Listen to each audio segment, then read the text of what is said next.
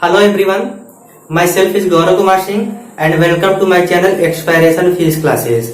आज का जो हम लोग का टॉपिक होगा वो टॉपिक होगा क्लास 10th और क्लास 12th के स्टूडेंट के लिए, जिसमें हम लोगों ने अभी तक डिस्कशन किया है रिफ्लेक्शन ऑफ लाइट यानी प्रकाश के परावर्तन के बारे में, और उससे रिलेटेड जो भी टॉपिक हैं उनके बारे में हम लोगों ने ब्रीफली डिस्कशन कर लिया है। आज का टॉपिक है प्रकाश का अपवर्तन या उसी को कहते हैं रिफ्रैक्शन ऑफ लाइट। तो इस टॉपिक को शुरू करने से पहले हम देखते हैं कि अपने आसपास कुछ ऐसी घटनाएं होती हैं जिससे हमारे दिमाग में अनेक प्रकार के क्वेश्चन खड़े होते हैं। जैसे अगर कुछ एग्जाम्पल लिए जाएं, उसमें से जैसे एक एग्जाम्पल आपका ये होता है कि रात के समय तारे टिमटिमाते हैं। क्या ऐसा रीजन है कि रात के समय तारे टिमटिमाते हैं? यानी कुछ ना कुछ उसमें कारण होता होगा जिसकी वजह से तारे टिमटिमाते होंगे। अगले एग्जाम्पल की बात करें तो सूर्य में जब पानी रहता है तो उस पानी की जो गहराई होती है वह उसकी अपेक्षाकृत कम गहरी दिखाई देती है। फिर अगला रीजन, जैसे बाल्टी में पानी भर दीजिए और पानी में हम अगर पेंसिल को रख देते हैं या फिर किसी सिक्के को रख देते हैं तो वह ऑब्जेक्ट क्या होता है, हमको ऐसा लगता है कि ऊपर की तरफ दिखाई देता है, यानी उभड़ा हुआ दिखाई देता है। ऐसी तमाम घटनाएं हमको अपनी लाइफ में देखने को मिलता है। तो ये सारी घटनाएं कहीं ना कहीं आपके दिमाग में क्वेश्चन खड़े करते होंगे। तो उस क्वेश्चन का बस एक ही जवाब है कि यह घटना जो होती है वही घटना प्रकाश का अपवर्तन कहलाती है। इतनी बात समझ में आ गई होगी। ये सारी घटनाएं क्या कहलाती हैं? प्रकाश का अपवर्तन कहलाती हैं। अब इसमें अगर देखा जाए, थोड़ा सा और अच्छे से इसको समझा जाए प्रकाश का अपवर्तन। अब इसमें एक बात आप ध्यान रखिएगा कि जैसे पिछले वीडियो में काफी डिस्कशन करके ये बताया गया है कि एक समान माध्यम में जो प्रकाश की किरणें होती हैं वह सरल रेखा में होती हैं। यानी एक समान माध्यम में या इसी को आप कह सकते हो या एक समान पारदर्शी माध्यम में। तो एक समान माध्यम में या एक समान पारदर्शी माध्यम में जो प्रकाश होती है वह एक सरल रेखा में गमन करती है। यानी इस कंडीशन में जो प्रकाश होती है वो कैसा गमन करती है? सरल रेखा में। यानी एक माध्यम में अगर होगा प्रकाश तो वह एक सरल रेखा में गमन करेगा। लेकिन अब यही प्रकाश की किरण अगर एक माध्यम से दूसरे माध्यम में जाती है तो यह अपने प्रारंभिक मार्ग से विचलित होकर अन्य दिशा में चली जाती है। इसका क्या मतलब है? जैसे अब कहा जाए कि जैसे अब यहाँ पे कहा जाता कि अगर केवल एक माध्यम होगा तो उसमें प्रकाश कैसा होगा? एक सरल रेखा में गमन करेगा। लेकिन अगर वही हमारे दो माध्यम हो तब उस समय उस प्रकाश की जो डायरेक्शन होती है, या फिर कह सकते हो कि अगर माध्यम हमारे दो होते हैं तो प्रकाश की किरणें अपने प्रारंभिक मार्ग से क्या होती हैं? विचलित हो जाती हैं, यानी किसी अन्य दिशा में चली जाती हैं। तो इसका क्या मतलब होगा है कि जैसे यहाँ पे हमने समझ लिया कि अगर कोई प्रकाश की किरण एक माध्यम में होगी तो वह एक सरल रेखा में गमन करेगी। ठीक, यानी एक समान पारदर्शी माध्यम में प्रकाश जो होता है एक सरल रेखा में गति करता है। लेकिन अगर वही माध्यम हमारे दो हो जाए तब क्या होगा? तो जब माध्यम दो होते हैं तो प्रकाश की किरणें अपने प्रारंभिक मार्ग से विचलित हो जाती हैं और दूसरी दिशा में चली जाती हैं। जैसे हम मान लेते हैं एक माध्यम हमारा क्या होगा, एक मान लेते हैं, और एक माध्यम को हम क्या मान लेते हैं? दो मान लेते हैं। ठीक, माध्यम एक और माध्यम दो, यानी कितने माध्यम हो गए? दो माध्यम।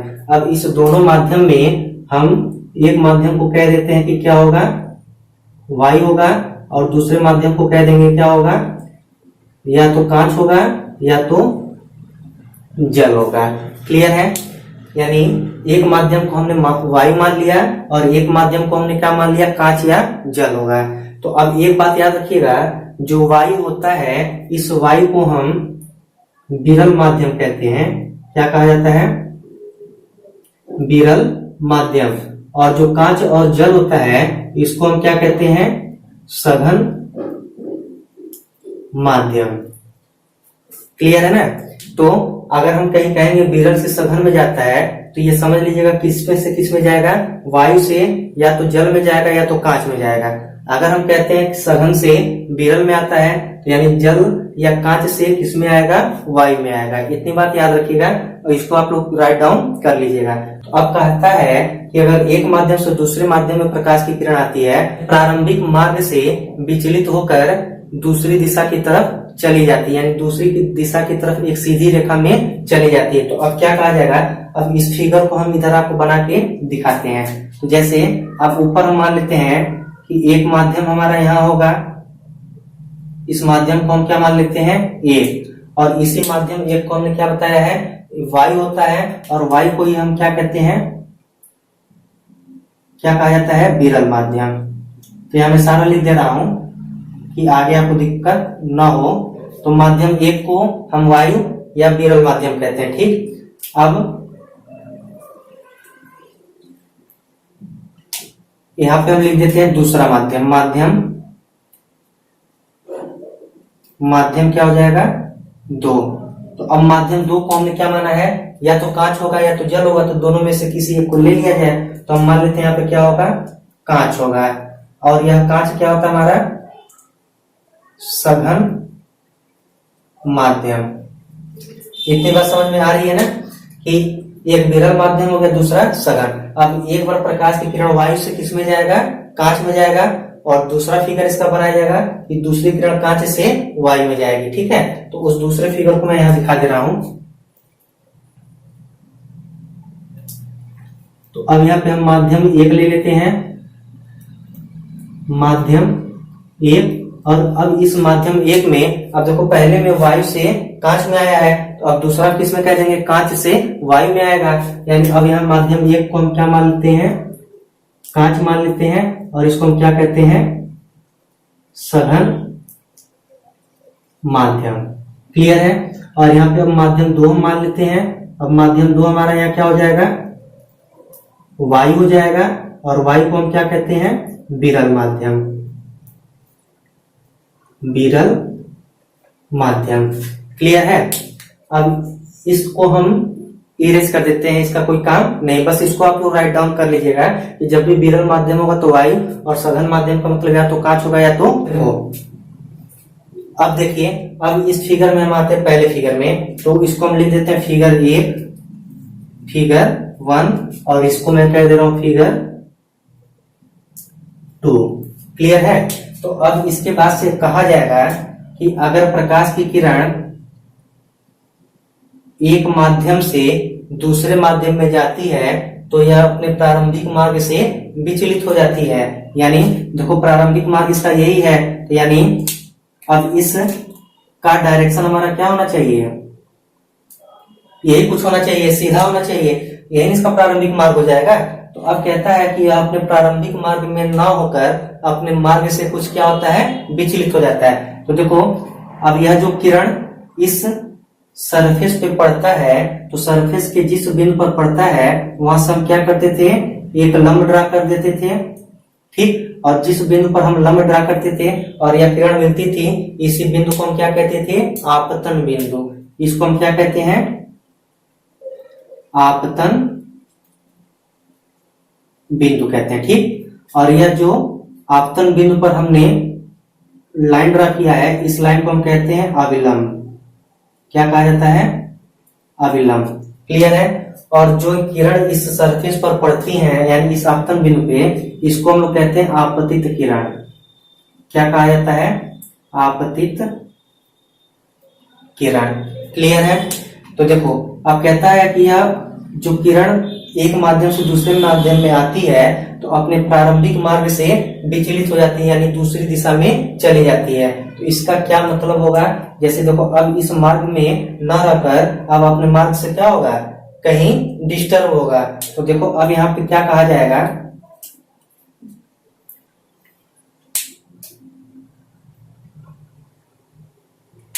यानी अब यह अपने इस प्रारंभिक मार्ग में न होकर यह अपने पथ से क्या होगा, कुछ विचलित हो जाएगा। क्लियर हो रहा है ना?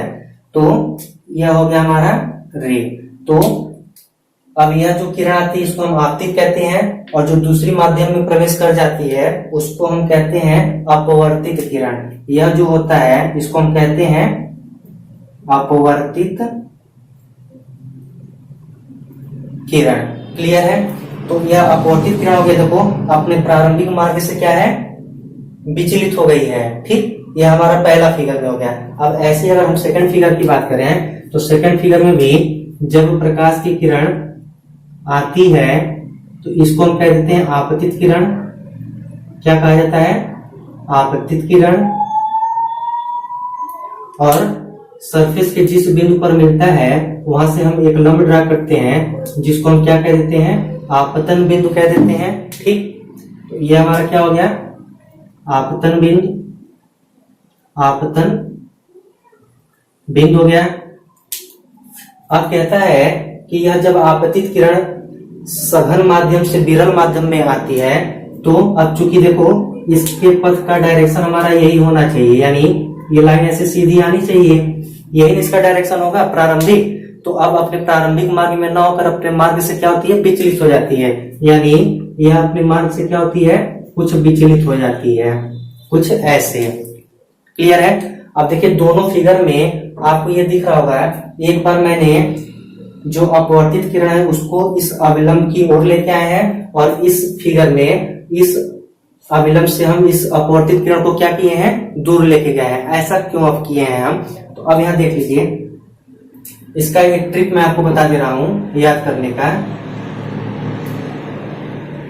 जैसे जब कहा जाएगा विरल से सघन में, यानी जब वायु से किसमें जाता है, कांच में। याद रखिएगा कि जब भी विरल से सघन की बात की जाती है तो जिसमें बात की जाती है, यानी अब किसमें आ रहा है, माध्यम 2 में आ रहा है, तो हम माध्यम 2 की बात करेंगे, क्योंकि माध्यम 2 में ही प्रकाश की किरणें क्या हो रही है, अपने मूल पथ से विचलित हो रही है। तो हम हमेशा सेकंड कंडीशन की बात करेंगे। तो देखिए अब इस सेकंड कंडीशन में हमारा सघन है, और सघन में पहला शब्द क्या दे रहा है, 100 दे रहा है। तो अब इस 100 का जो मतलब है, इस 100 का मतलब है अविलंब के साथ। 100 का मतलब क्या है, 7, और हम किसके साथ चल रहे हैं, अविलंब के साथ ही चल रहे हैं। तो देखो इस फिगर में अब यह अविलंब की ओर झुका है, यानी अविलंब के साथ ही कुछ दिख रहा है। तो हम इसको कैसे समझेंगे, जब भी 100 दिखेगा तो यानी वह प्रकाश की किरण क्या होगी, अविलंब की ओर झुकेगी। क्लियर है? और इसी में जब हम दूसरा पॉइंट की बात करते हैं तो दूसरा पॉइंट हमारा क्या हो जाता है, जब सघन से किसमें आता है, विरल में। ठीक, तो सघन से विरल का मतलब क्या हो जाएगा, सघन को क्या कहते हैं, कांच कहते हैं, और विरल को क्या कहते हैं, वायु कहते हैं। तो जब भी सघन से विरल में आएगा तो याद रखिएगा बी कह रहा है, तो बी का मतलब हम यहाँ मानते हैं, समझते हैं कि विद्रोह करना है, यानी यहाँ पे इसका मतलब हो जाएगा अविलंब का अविलंब करना है। क्लियर है? जब भी बी दिखेगा यानी विरल माध्यम, तो विरल माध्यम का मतलब विद्रोह करना है। यानी देखो अब इस अविलंब से क्या कर रहा है, ये दूर भागने की कोशिश कर रहा है, यानी इस अविलंब का विद्रोह कर रहा है, यानी विद्रोह करके यह दूर भाग रहा है। तो हम इससे समझ लेते हैं। तो ये ट्रिक आप याद रखिएगा कि जब भी विरल से सघन में कहा जाएगा तो अविलंब के साथ, और जब भी सघन से विरल में कहा जाएगा तो अविलंब से दूर, यानी अविलंब का विद्रोह करेगा। तो ये हमारा हो जाएगा डायरेक्शन। अब इसमें यह जो किरण है इसको हम क्या कहते हैं, अपवर्तित किरण। अपवर्तित किरण कहते हैं। क्लियर है? तो अब इसमें देखिएगा, यह जो हमने पहले मूल पथ वाला रे ड्रा किए थे, इसको अब हम यहाँ से इरेज करते हैं। इसका कोई वर्क नहीं हमको यहाँ पे है, हमने बस आपको समझाने के लिए बताया है। तो अब देखिए, अब जैसे हमने परावर्तन में अविलंब और आपतित किरण के बीच कोण डिफाइन किया था, फिर परावर्तित किरण और अविलंब के बीच कोण ड्रा किया था, तो अब सेम चीज यहाँ पे भी हम देखेंगे कि जो आपतित किरण और अविलंब है, इनके बीच जो कोण होता है उसको हम लोग कहते हैं कोण आई, और यह कोण आई क्या होता है, आपतन कोण होता है। जहां यहां लिख देते हैं, जहां आई क्या है हमारा, आपतन कोण। क्लियर है। और फिर सेकंड केस में अपवर्तित किरण और अविलंब के बीच बने कोण को हम किससे डिनोट करते हैं, आर से। तो आर जो होता है हमारा अपवर्तन कोण होता है।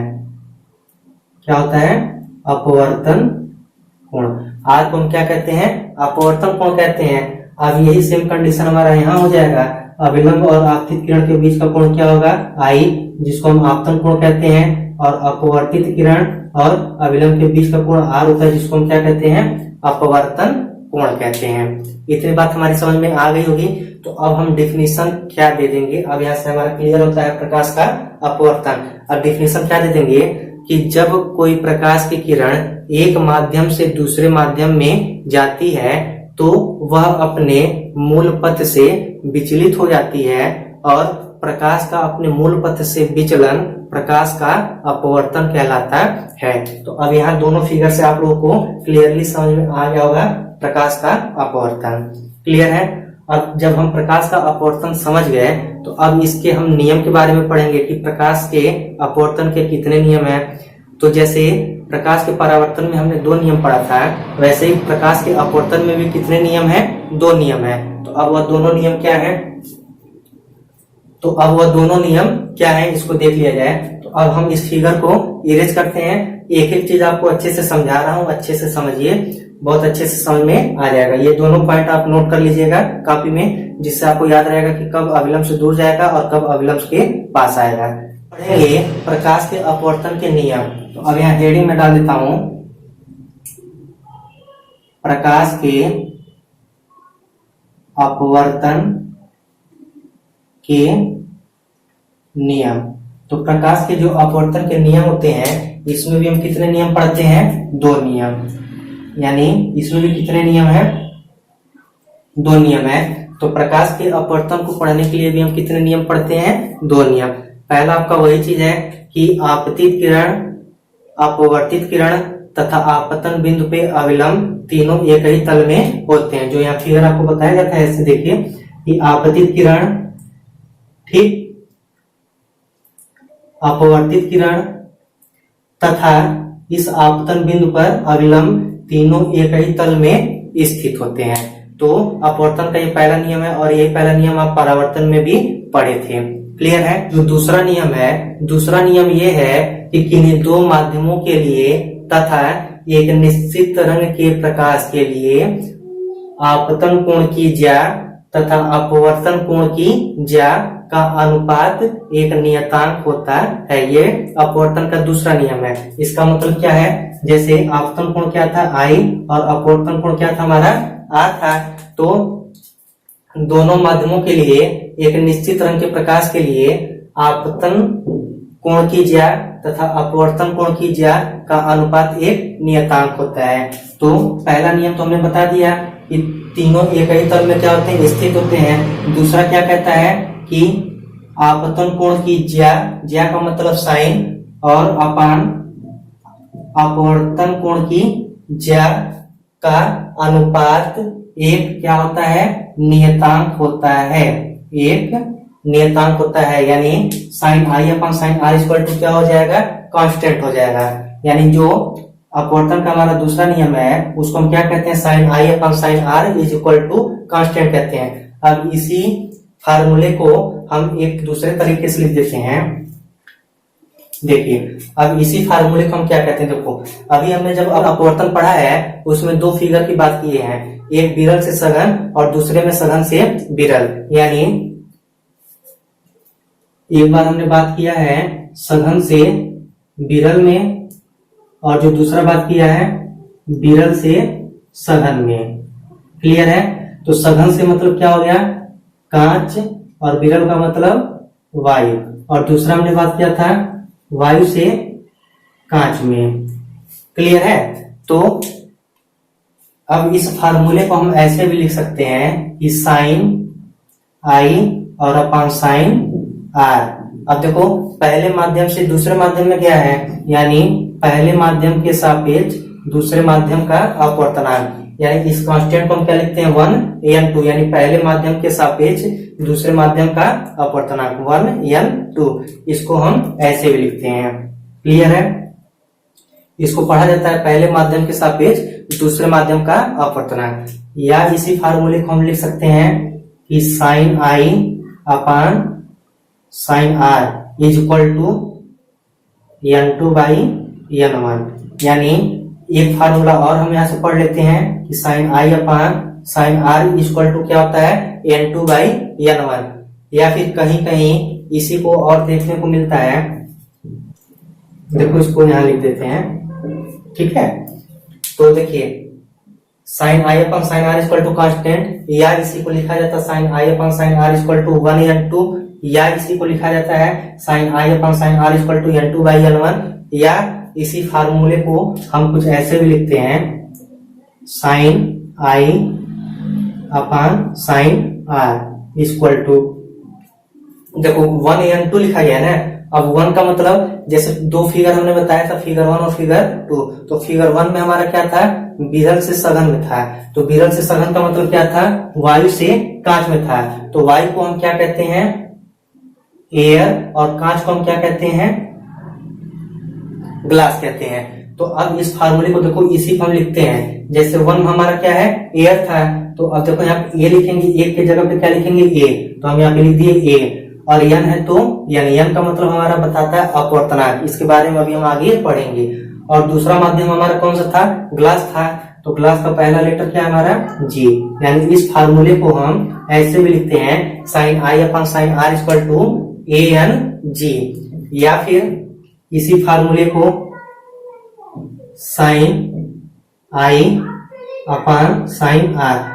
अब जब हम दूसरे फिगर की बात करते हैं तो दूसरे फिगर में हम क्या पढ़े हैं, सघन से विरल में, तो सघन का मतलब क्या था ग्लास, और विरल का मतलब क्या था कांच। तो अब देखो, अब वहां पे पहला माध्यम हम क्या था, सघन था, तो सघन के लिए कांच है, तो यहाँ पे हम लिख देंगे जी, n है तो n, और दूसरा माध्यम क्या था दूसरे फिगर के लिए, विरल था, तो विरल का मतलब एयर, यानी sine i upon sine r equal to GNA, यानी इस फार्मूले को हम इतनी प्रकार से लिख सकते हैं, sine i upon sine r equal to constant, और यही कांस्टेंट को हम लिखते हैं 1n2, और 1n2 को ही लिखते हैं हम n2 बाई n1, और n2 बाई n1 को ही हम आगे जब कन्वर्ट करते हैं तो sine i upon sine r equal to क्या हो जाता है ANG, या अब इसी को ये फिगर 1 के लिए है, मैं यहाँ लिख देता हूं, यह फिगर जो हमने 1 के लिए बताया था उसके लिए है, और यह फार्मूला हमारा किसके लिए हो जाएगा, फिगर 2 के लिए हो जाएगा। क्लियर है ना, इतनी बात हमारी समझ में आ गई होगी सबको अच्छी तरीके से। तो ये हमारे हो गए अपवर्तन का दूसरा नियम, और अपवर्तन के दूसरे नियम को ही अपवर्तन के दूसरे नियम को ही हम स्नेल का नियम भी कहते हैं, स्नेल का नियम। क्लियर है, यानी अगर अपवर्तन का दूसरा नियम पूछते हैं तो आप लिख दीजिएगा, और अगर उसी अपवर्तन के दूसरे नियम को कहता है कि स्नेल के नियम को स्पष्ट कीजिए, तो अपवर्तन का दूसरा नियम ही स्नेल का नियम, यानी दोनों के लिए डिफिनेशन आपका एक ही होगा, डिफिनेशन में कोई चेंजिंग नहीं होगा। तो अब इतनी बात हमारी आप लोगों को क्लियर हो गई होगी।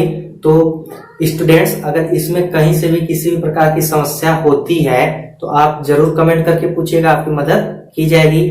और अगर वीडियो और नोट्स हमारे पसंद आते हो तो चैनल को अधिक से अधिक शेयर करिए, और अधिक से अधिक सब्सक्राइब करिए और लाइक करिए, और साथ ही साथ बेल आइकन को भी प्रेस करिए, जिससे आपको हर वीडियो की लेटेस्ट नोटिफिकेशन मिलती रहे। तो आज के लिए बस इतना ही। अब नेक्स्ट वीडियो पे हम इसके बाद से मिलेंगे, रिफ्रैक्टिव इंडेक्स के बारे में, यानी अपवर्तनांक के बारे में हम डिस्कशन करेंगे। तो आज के लिए बस इतना ही।